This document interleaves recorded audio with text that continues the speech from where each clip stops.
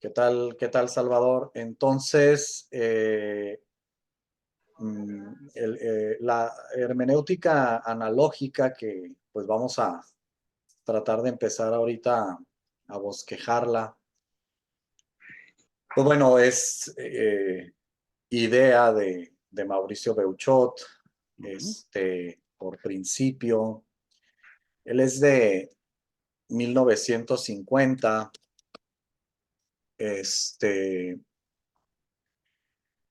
de Torreón, Coahuila. Ok. eh, Y pues se ha colocado desde el 93 más o menos. Creo que por ahí es donde comienza lo que a mí me gusta enfatizar como un Ok. movimiento de pensamiento. Claro que la primera disciplina pues es la filosofía de este movimiento interdisciplinar. Ujú. Y esto se detona en un congreso en Cuernavaca, si mal no recuerdo. Y ahí es donde él empieza a proponer, a hablar y a proponer una hermenéutica analógica. Perdón, Y ¿el congreso era interdisciplinar o ya era propiamente de filosofía? no, era de filosofía, Ajá. hasta donde yo recuerdo ahí el dato. Ujú. En ese momento, pues 41, 42 años, de manera que en la segunda parte de la década de los 90 era interesante que enfatizaran que Beuchot era un filósofo muy joven.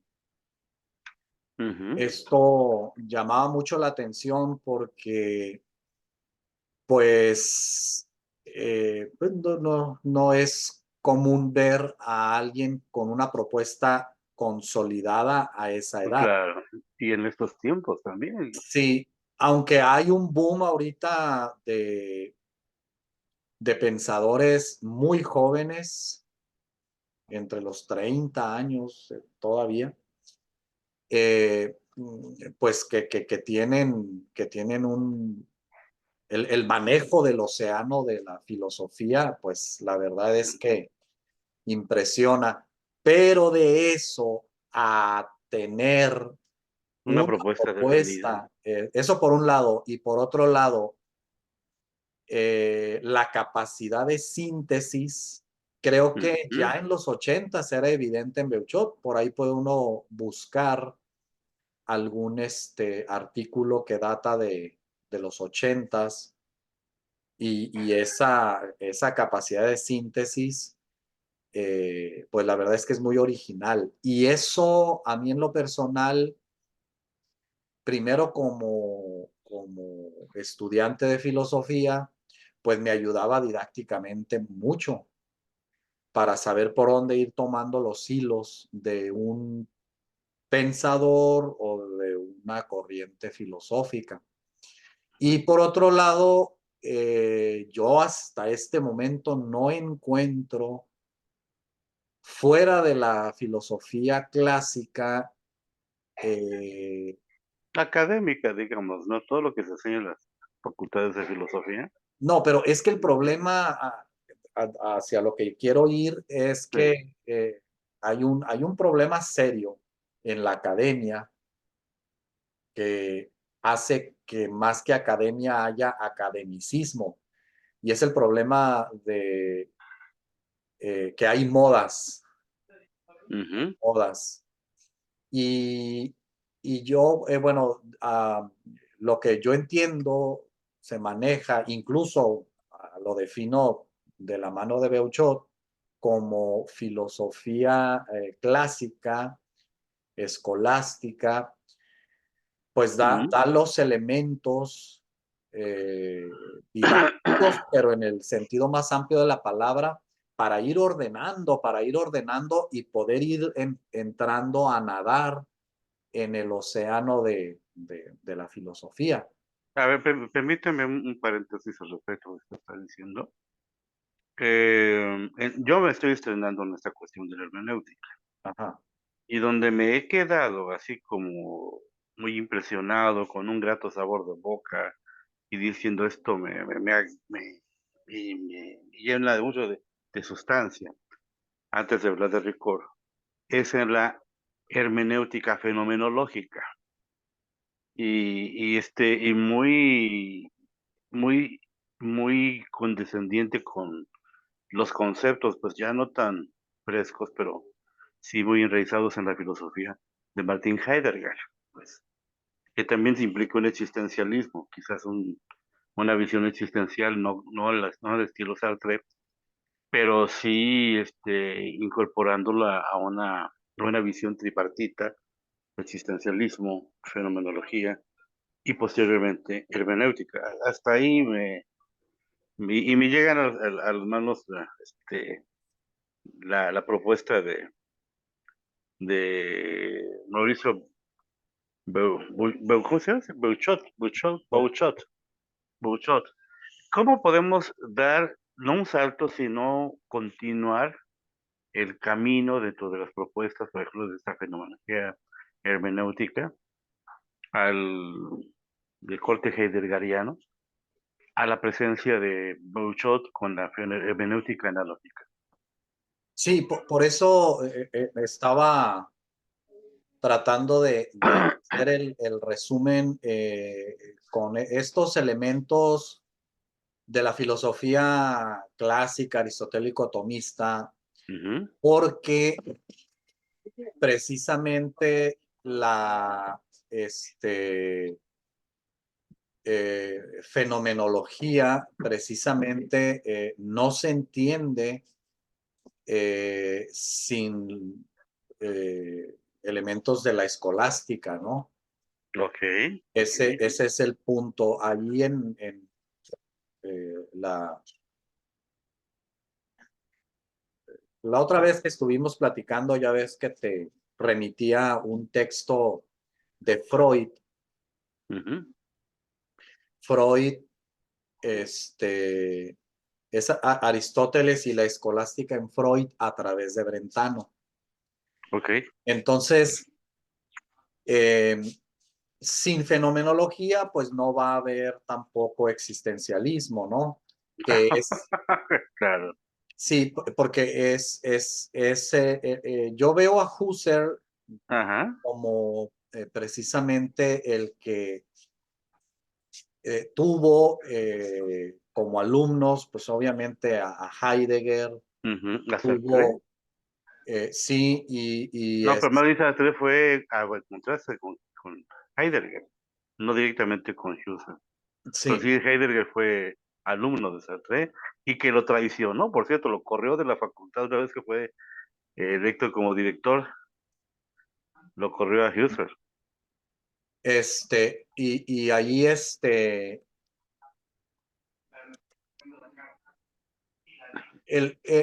interesante cómo la fenomenología se va pues a ramificar y va a tener sus representantes. Ujú. Incluso tiene una rama en materia de ética que va a ser la axiología. Ok. Luego, pues también otra discípula es Edith Stein, Es de Stein, sí. ¿verdad? Carmelita, De la Cruz, ¿no? Algo así. sí, sí, no me acuerdo, el nombre de la monja no me acuerdo, Sí, este, pero sí, a propósito, hay una película sobre ella, no sé si la viste, ¿eh? sí, sí, sí la he visto. La última morada. Sí Que la he hay una parte muy bonita que su sobrina le dice, oye tía, ¿qué es la fenomenología? Y entonces se levanta ese Stein y le dice, a ver, descríbeme el piano. y le dice, bueno, es una caja con cuerdas y con teclas, etcétera. Y luego la sienta al piano, toca el piano, la pone a hacer algunos acordes ahí, y dice, ahora dime qué fue para ti tocar el piano. Y le empieza a decir como lo que sintió, lo que pensó, etcétera. Eso es la fenomenología, es la conciencia viva de las cosas, y me encantó esa parte de la película, lo meto como nota de pie de página. Sí, no, se me hace que yo vi otra que era más biográfica o tal vez no recuerdo esa escena. Precisamente, pues termina cuando ella fallece en Auschwitz. Ujú, sí, Este, pero la hermenéutica, pues se toma como el anteproyecto, se podría decir, de la hermenéutica, pues la obra de Ser y Tiempo. sí, Y luego, pues quien formalizará ya el proyecto de la hermenéutica, es cada mes, Gadamer, ¿no? cada mes. ¿Cómo Con se llama el texto? Verdad y Método, Método y verdad, sí, sí. Verdad y Método. Ujú, Pero yo he visto muchos expositores, amantes de la hermenéutica, eh, que no saben entender la hermenéutica que se puede desentrañar desde Aristóteles, oh, está interesante, a ver, plantéamelo porque, para. porque en el órgano, en los tratados de lógica, Ujú, precisamente, que bueno, sabemos que los tratados de lógica y el curso de lógica aristotélica clásica, pues simplemente es saber hacer la síntesis de las tres operaciones mentales, ¿no? Que es concepto, juicio y raciocinio. Y el ujú, juicio, todo lo relativo al juicio en griego, pues es perihermeneias.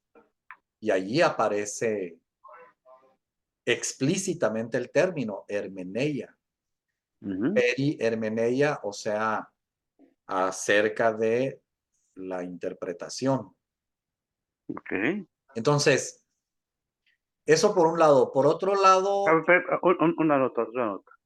A ver, deja darle un matiz a lo que estás diciendo, a ver si soy justo en esto. Yo entendería la lógica como un sistema de pensamiento que sigue una secuencia de hechos o de ideas referenciales que nos llevan a una conclusión, definitivamente. Pero esta línea de hechos son conceptuales, o sea, parten no de realidades, bueno, sí, analizan realidades concretas y objetivas, pero son eventos que se suscitan a nivel conceptual. Bien, puede decirse, por lo tanto, que la hermenéutica, vamos a decirlo así, se desprende del análisis lógico. O sea, llegamos a fondo de las cosas a través de un diseño de eslabonamiento de conceptos que siguen una secuencia sin saltos epistemológicos hasta llegar a una determinada conclusión. Y hay realidades que son intrínsecas en la naturaleza humana o la naturaleza del evento, que solo pueden ser rescatados a través de una línea lógica que lleve a la esencia, al significado profundo de los hechos. Y esta es una labor hermenéutica. No sé si coincides con mi apreciación o bueno, sí, sí, o sea, estás salvaguardando muy bien la parte, vamos a decir, epistemológica de la hermenéutica. ujú, Pero yo trato de ser un poquito más, no sé si hasta escrupuloso a ver, en distinguir, lógica de epistemología. ok, ok, ok. Sí, sí. Y porque, a ver, la lógica se ha dicho que es la que se refiere a... hay un término demasiado, demasiado escolástico que tiene mucho significado, aunque grosso modo pues, ha caído en desuso, ¿no? Y define o o hace ver a la lógica como la ciencia del ente de segunda intención. La Es decir, ciencia del ente de segunda intención. es Okey. decir, los griegos y los medievales, incluso Platón, eh, tenían mucho cuidado en no confundir el ser con el pensar. Ujú. Y la lógica era por eso la, pues es que la palabra lo dice en la obra de Aristóteles, órganon, nosotros en español pues usamos la palabra todavía órgano y en latín es instrumentum, Instrumento, sí. es el Prime instrumento, primero es el ser y luego es el instrumento. El exacto, instrumento se deriva pero del ser. es que es el instrumento que nos va a conducir a la realidad. Okey. Y esto implica, insisto, el cuidado de no confundir la, la realidad en sí con lo que pienso de la realidad, Ujú. porque ese fue el problema de la epistemología moderna. Estamos hablando de Kant, por ejemplo. Sí, pues, Noumeno, fenómeno, sí, pero es que el problema viene ya desde Descartes, pues. cogito ergo sum, ¿no? Sí, ese cogito cartesiano, ese solipsismo, ¿verdad? Ujú, ujú. Ahora, yo en esto trato de también hacer ver cómo ese modo de pensar, pues es el que se necesita para la ciencia eh, positiva, ¿no? La ciencia exacta, la ciencia empírica, etcétera. Ujú. El, que de algún modo es como el motor para poder, y esto pues creo que es como denuncia de Heidegger, ¿no? Manipular la realidad, manipular el ser. O Okey. él hablará de entificar el ser, o bueno, después de él, pero él habla de la confusión entre ser y ente. Y esa ¿Es acusación es análogo entre la confusión objeto-sujeto? es que eso lo implica, Okey. eso lo Ujú, implica, porque en el momento en que objetivizo algo, en que yo objetivizo al otro, el otro también me objetiviza a mí. ujú. Eso lo implica, ese es el gran problema de la moralidad moderna. La Entonces, modernidad, sí. Cosa que en la escolástica no tenemos este problema, porque las categorías de sujeto, objeto, tienen una frontera muy ya muy hecha, ¿no? Son categorías, una otra, una, es una es una cosa y la otra cosa es otra cosa.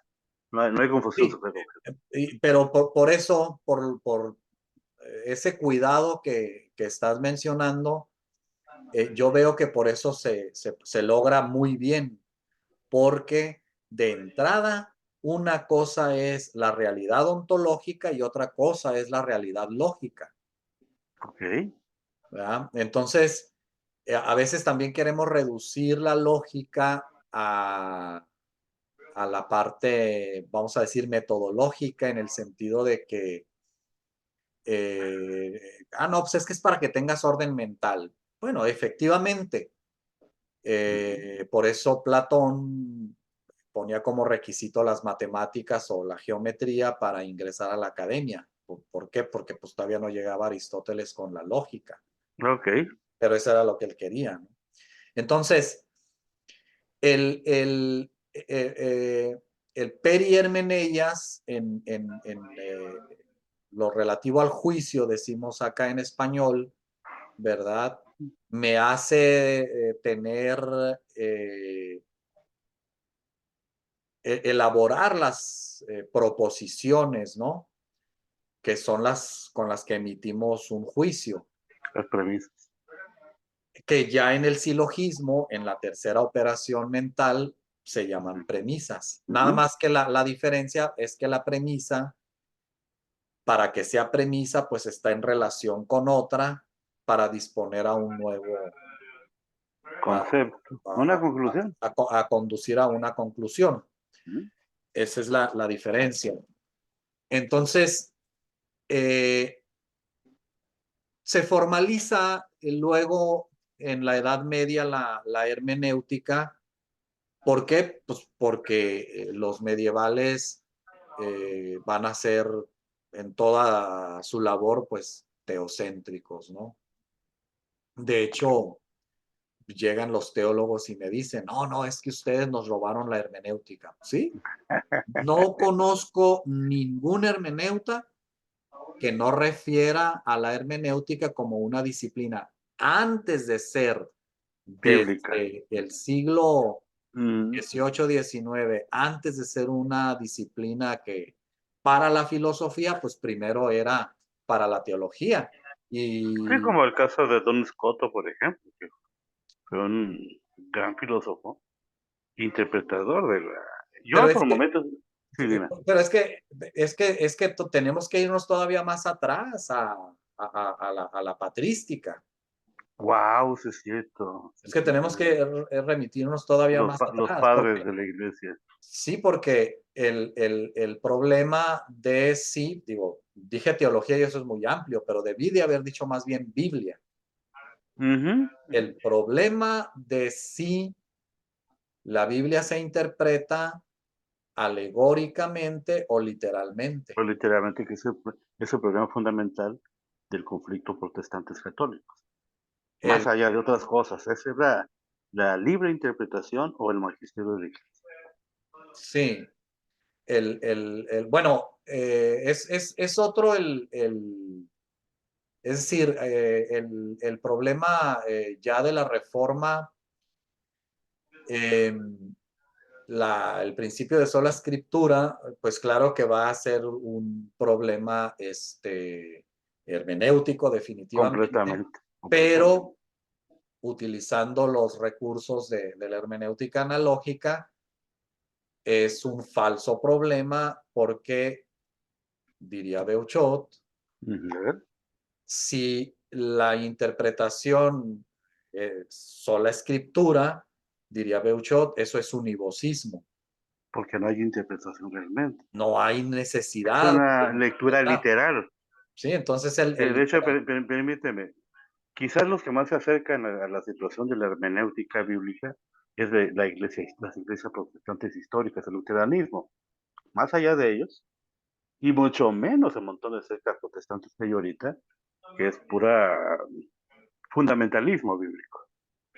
Hay, bueno, si ya hablamos, porque pues ese es el término, ¿no? Las iglesias históricas,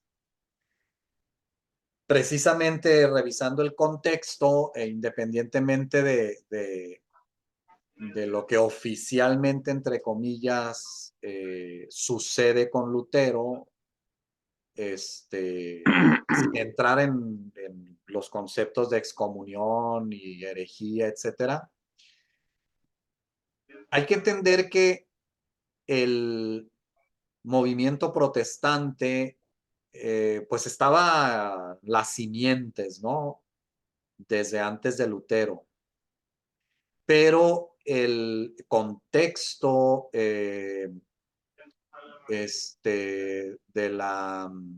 del Renacimiento, pues es el que va a poder hacer germinar esas semillas, No hubieras pasado en él, definitivamente. porque uno de los elementos con los que más me gusta pues entrar en la hermenéutica del Renacimiento es, o de las claves, es que el Renacimiento es vitalista, ¿no? Es Ujú. demasiado vitalista. Entonces, por un lado tenemos el A literalismo. ver, déjame apuntar, distinguirlo. Y disculpa mi ignorancia. Ajá. ¿Estamos hablando del Renacimiento o prácticamente ya estamos hablando de la modernidad?